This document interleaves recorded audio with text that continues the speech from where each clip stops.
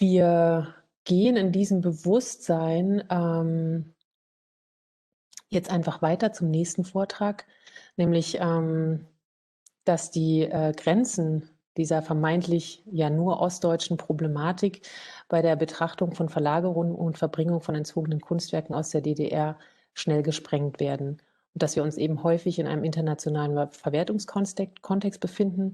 Wir haben es jetzt hier bei Herrn Isfording schon gehört und werden das jetzt im nächsten Vortrag noch viel detaillierter noch einmal verstehen können. Wir haben auch verstanden, dass es sozusagen, weil dieser Kontext, diese Verbringung so weit international vonstatten geht, braucht es möglicherweise auch eine internationalere Aufarbeitung. Insofern finde ich es besonders schön, dass wir als nächstes nämlich auch ein interkulturell arbeitendes Wissenschaftlerinnen-Team zu hören bekommen. Haben wir zum einen Xenia Schiemann. Sie hat im letzten Jahr ihr Kunstwissenschaftsstudium an der TU Berlin abgeschlossen mit einer Masterarbeit zum Thema die Kunst und Antiquitäten GmbH der DDR und das Londoner Auktionshaus Christie's. Schon das allein ist ein extrem spannendes, bisher kaum erforschtes Feld und könnte alleine schon ein Knaller am Ende dieser Tagung sein. Doch Frau Schiemann hat mit einer französischen Kollegin das Thema noch weiter vertieft oder, um nicht zu sagen, vielleicht noch einen draufgesetzt. Und die Soziologin, Politikwissenschaftlerin sowie Provenienzforscherin Margaux Dumas beschäftigt sich seit mehreren Jahren mit der französischen Möbelkunst aus dem 18. Jahrhundert. Aktuell promoviert sie sogar zu deren Plünderung im Zweiten Weltkrieg sowie ihrer Restitution. Sie promoviert an der Université de Paris und der TU Berlin, genau da, wo sie sich auch mit Frau Schiemann zu kurz geschlossen hat. Denn, ob Sie es glauben wollen oder nicht, ein solches 1941 geplündertes französisches Spitzenobjekt aus Marie Antoinettes Zeiten wurde 1952 ans Märkische Museum überwiesen und landete 86 auf einer Auktion bei Christie's in London. Wie und warum, das erfahren Sie jetzt in dieser mehrere Unrechtskontexte streifenden Einzelstudie, die da lautet Behind the Iron Curtain, a Case Study of the East German Exports of Art and their Connection to Nazi Loot. Ich lese das auch in Englisch, weil der Vortrag nämlich auch, wie angekündigt, in Englisch gehalten wird. Bei Verständnisfragen übersetzt Frau Schiemann gern auch Ihre Kollegin. Ihre Fragen können Sie im Chat Deutsch und Englisch stellen, je nachdem, wie es Ihnen beliebt. Yeah, and Ms. Schiemann, Mrs. Dumas, thanks that you are here and sharing your, I think, very interesting research with us. Yes, the stage or the digital stage is yours. Thank you. Alors, I'm sharing my screen. Yeah. And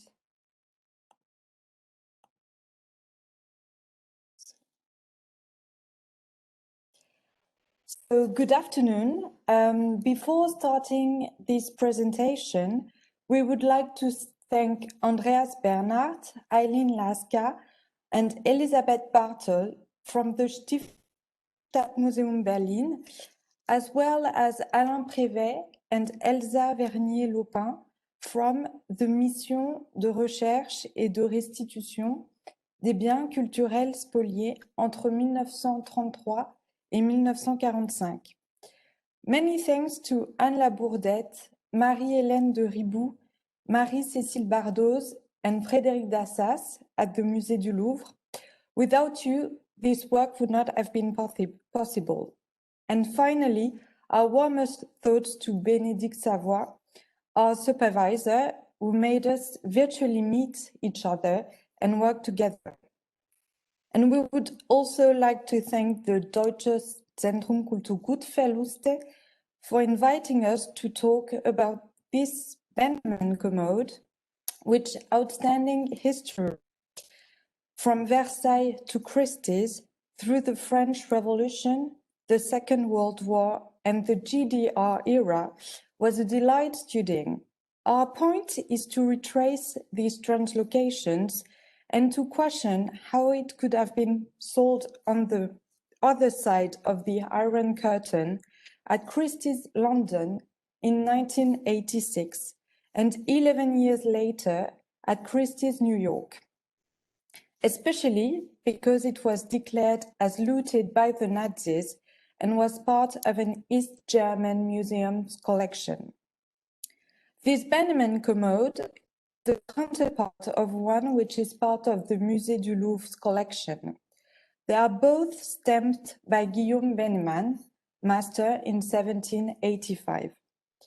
The wife of the Intendant Général de la Couronne, Madame Thierry de Ville-d'Avray, commissioned these two commodes in 1787 to furnish a room at the Hôtel du Garde-Meuble in Versailles.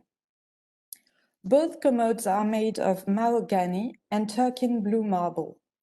The bronzes are by Pierre-Philippe Thomire and Étienne Jean Forestier.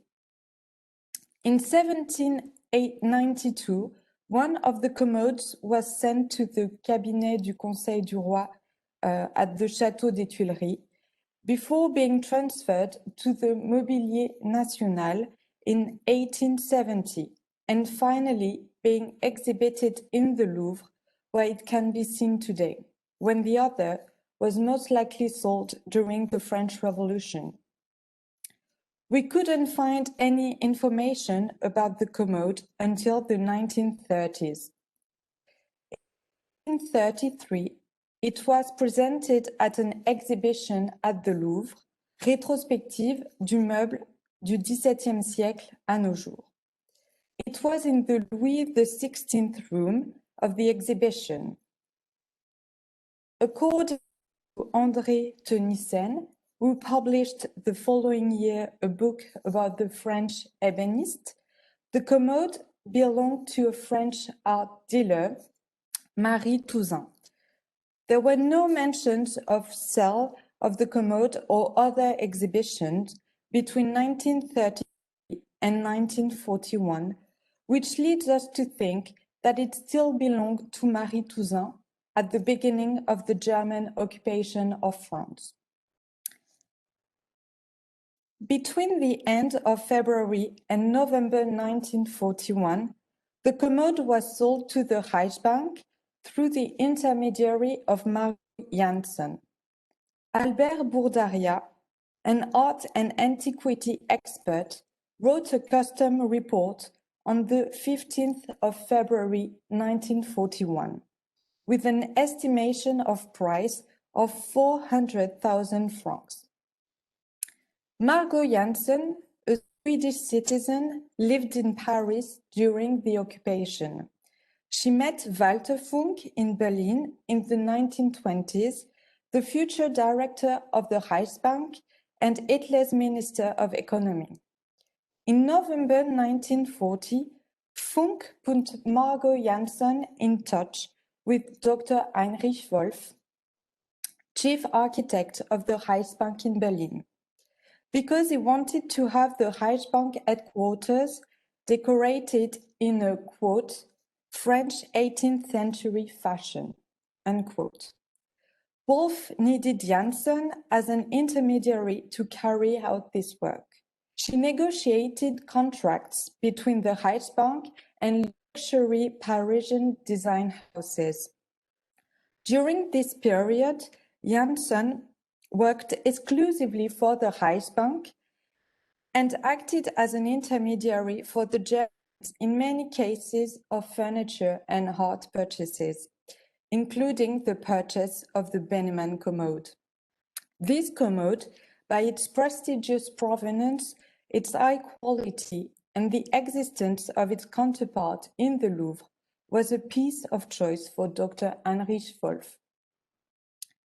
Margaux Janssen often worked with Albert Bourdaria and Eugène Pouget, another art expert and dealer, who was actually the brother of Marie Touzin, the last known owner of the commode. He was very close to his sister and worked with her in a gallery. This reinforces our hypothesis that the commode belonged to Marie Touzin when the war started. After the liberation of Paris, the French authorities became aware of the Bennemann's commode sale in the beginning of the occupation, with a report sent to the Ministry of Finance in September 1944. It was forwarded in December 1945 to the Commission de récupération artistique, Commission for Artistic Recovery, also called CRA.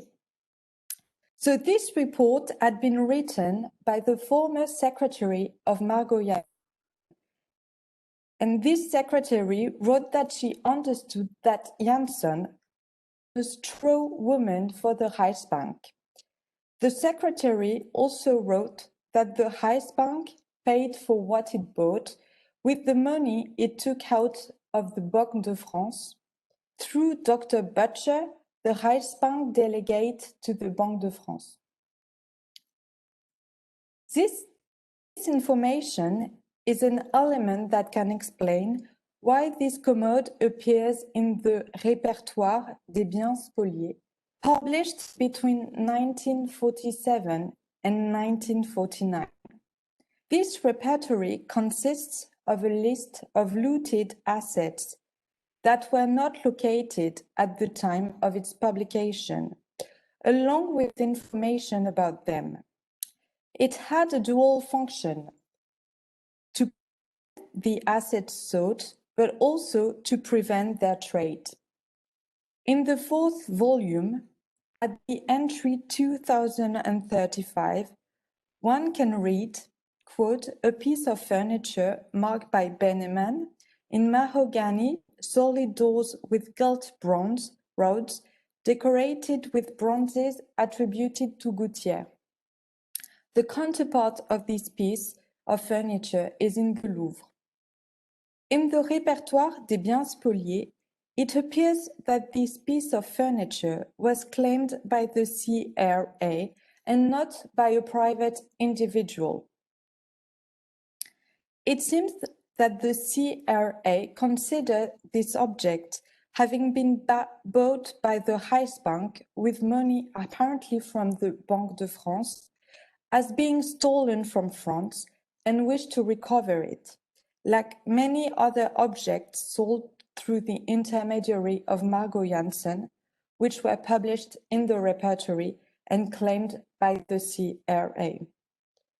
Another element that could explain this claim is the desire of some curators to enrich French public collections. In 1947, some of them drew up lists of French works held in German public collections to be claimed by France and used as war reparations. These objects were intended to the Château de Versailles, the Trianon, and the Louvre. Pierre Verlet, then chief curator of the Objets d'Art department of the Louvre, was one of the authors of these lists. It is possible that the Benneman commode was included in the Répertoire des biens spoliés so that it could join its counterpart in the Louvre, should it ever be found. So now I'm going to let Xenia speak about the translocation of the commode in the GDR.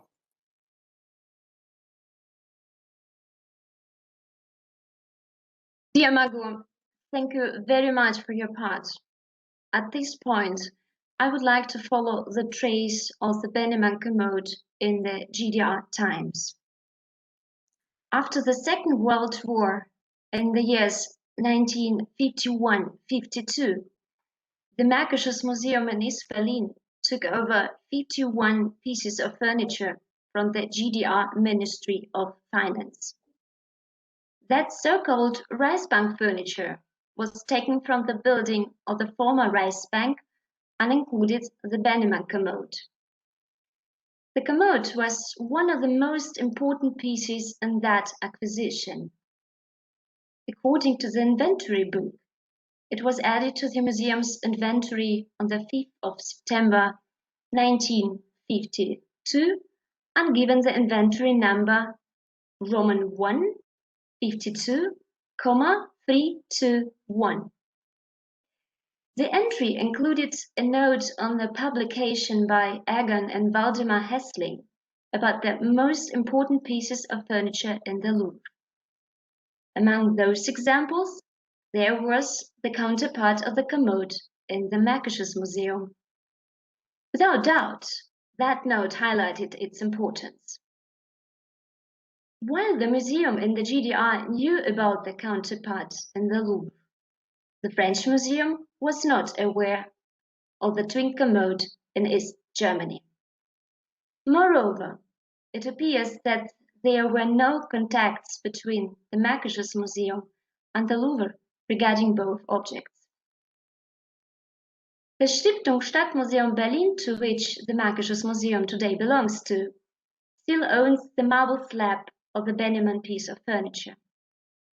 Not only the type of the marble and the appropriate size testify the originality of that top, but also other references.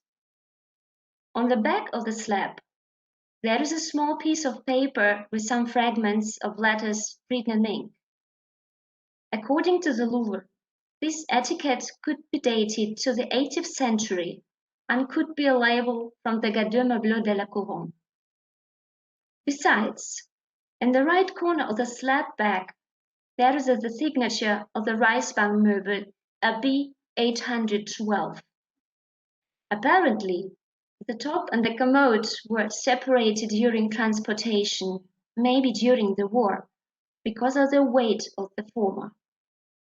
Therefore, they both were marked with the appropriate AB signature in order to match them after their arrival in Germany. As you have already noticed, the plate is damaged. One of the pieces, which were broken off, is also present in the museum storage room. It is difficult to determine why the slab was broken, but we can assume it happened during transportation. Besides, we can assume that the top and the commode were separately stored in the Margaux Museum. The acquired Reichsbank furniture was stored in the museum's tower or probably at different places in the building. The marble plate could be separated from the commode because of the considerable weight, so that the top couldn't damage it by accident. How was it possible that this high-quality piece of furniture was sold on the other side of the Iron Curtain at Christie's in 1986? So far, no direct references of the sale of the commode from the GDR have been found in the archives of the Stiftung Stadtmuseum Berlin, Bundesarchiv, and BSTU. In this case, we suspect the mediation of the Kunst Antiquitäten GmbH, shortly the KUA. As we have already heard, the KUA was founded in the GDR in 1973 by the Bereich Kommerzielle Koordinierung.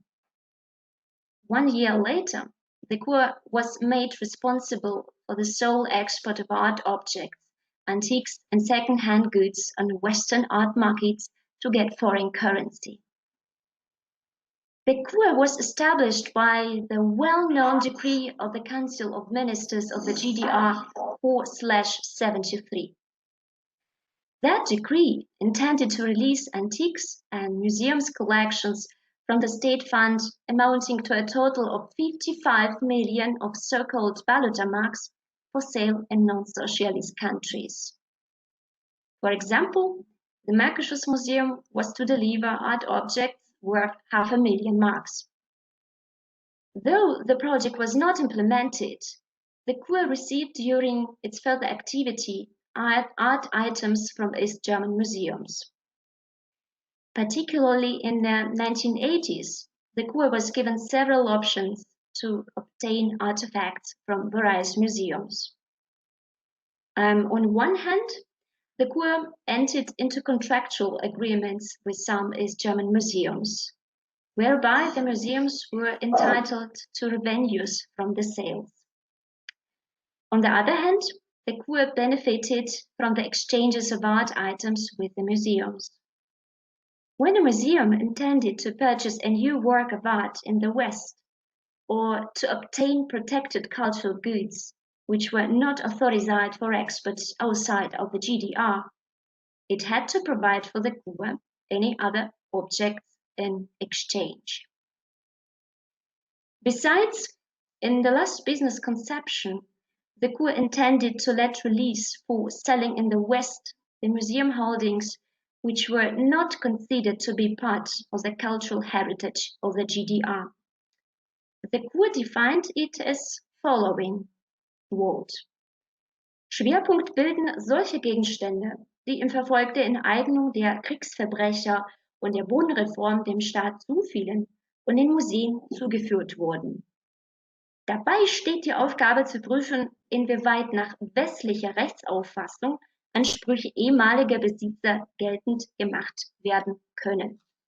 Quote, unquote. Among the most important customers of the Kur ranked Western auction houses.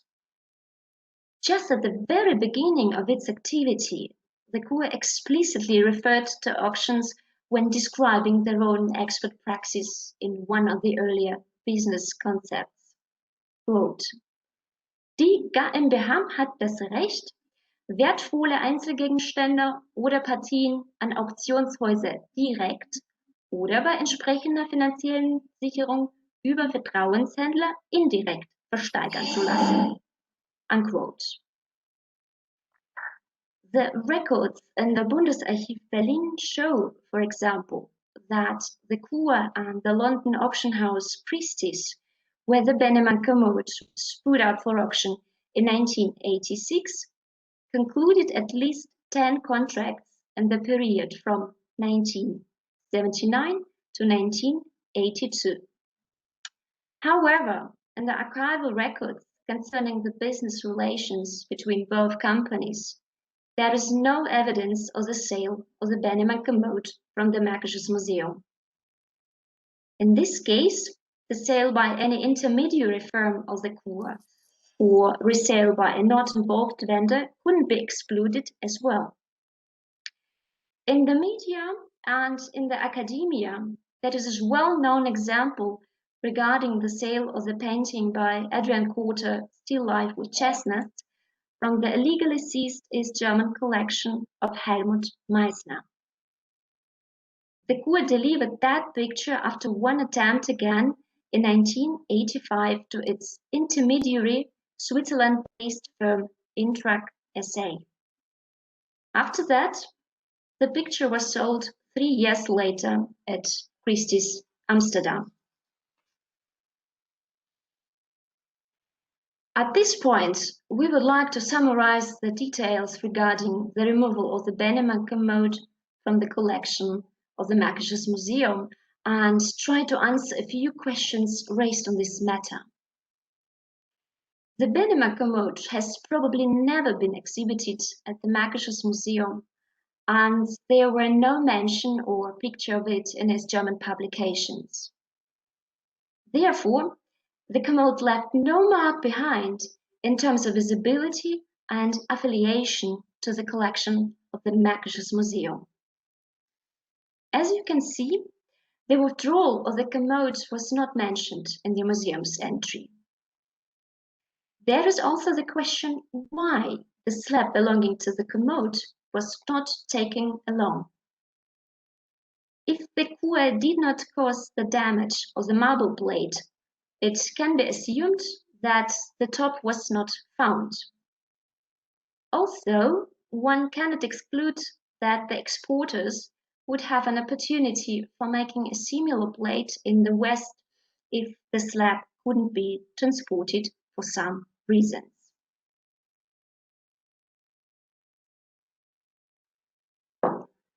The high quality of the Benneman commode would undoubtedly put it in the first category of the regulation on the State Museum Fund of the GDR. In this context, it would be interesting to know whether the commode was reviewed by the East German Commission for the Protection of Cultural Heritage. According to the third implementing provision of the Art Protection Act of the GDR, the Minister for Culture decided about the export of cultural goods belonging to the first category after the appropriate examination of the request by the Cultural Heritage Commission. The questions rise then also on what basis the Märkisches Museum delivered the commode, and who was their forwarding agent, as well as in the insurance company, while transporting to abroad. It might be helpful for extending the search area of new archival records. In the case of silent files, the auction catalogs turn out to be an important source regarding the sale of the Bennemann commode. Let us take a closer look at the catalogs and specify the available information. According to the current state of our research, the commode was first sold on the other side of the Iron Curtain at Christie's London on the 3rd of July 1986 as lot 138. As evidenced in the Christie's catalogue from 1997, the Bennemann commode was offered as an anonymous sale. It had not got any estimated price, but the annotation referenced the department. And that shows the importance of that object.